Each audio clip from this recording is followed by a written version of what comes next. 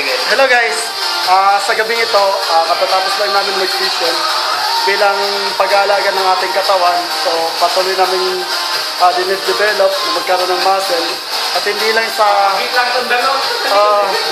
hindi lang ito para sa pang-araw-araw, kundi for the whole month. Para hindi natin pinapabayaan yung sarili natin. Kaya ito, patuloy namin inalagaan. Ayan, mga kasamaan ko sa gym. Ayan. At saka yung isa.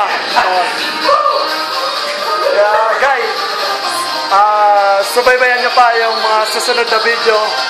Mas pinainit at saka pinatindi.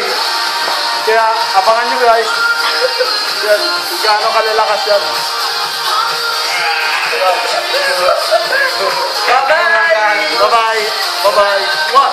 Mwah!